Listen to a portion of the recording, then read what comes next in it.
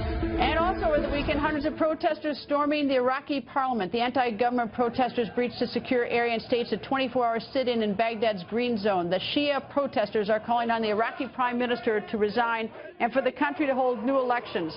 The protesters have pulled out of the green zone for now, but they say they will be back.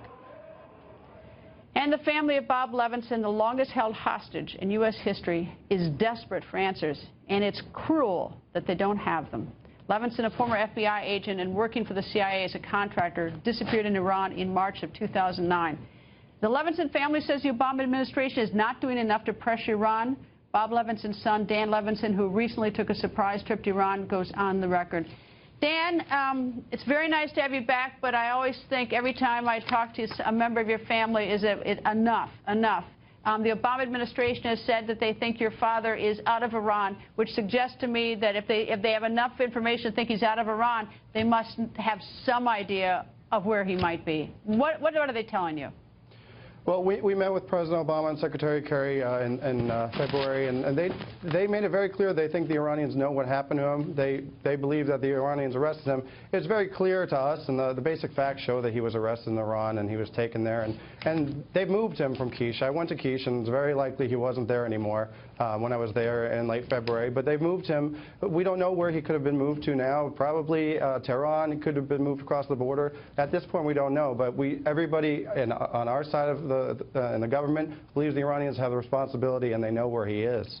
Well, here's what's so appalling to me, among other things, is that we've got this deal with Iran, and thankfully we got some of our hostages released, like Jason Rezaian, who we fought very hard. We try to put the spotlight here on the show.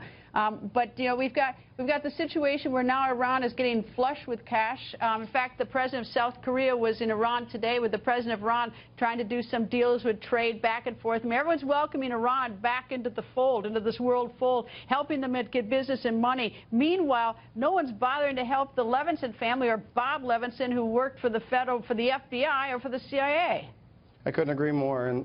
And we believe that if the Obama administration said to the Iranians, there will be no further discussions, we're not going to help you with any of this until you resolve Bob Levinson's case and send him home, we think that they would move very quickly to send him home, and they're just not doing that.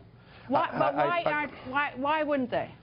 I don't know. I think this relationship, improving the relationship, is more important to them. But than getting a person who was serving his country when he went over there. But they can show the improved relationship between Iran and the U.S. with this cooperation to get my dad home and just resolve his case. It's been 9 years, and we shouldn't be waiting this long to get him home. I've heard these wild rumors like that your father's being held by some terrorist group outside Iran. Have you ever heard anything like that? I mean, I hear so many rumors. No, I believe the Iranians, I fully know where he is, and there was some faction of the Iranian government took him and arrested him. So I don't believe that for a second. Well, Dan, I just want to throw one other thing out there. Dr. Afridi, who helped us get Osama bin Laden, is in prison in Pakistan. We've left him there behind as well after he helped us. He's the Pakistanis who we could put a lot of pressure on them too. They won't let him go. But anyway, Dan, I hope we can get some information for you sometime about your father.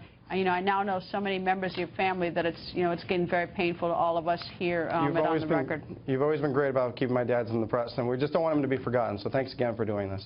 Let us know. We'll do anything we can. Thank you, Dan.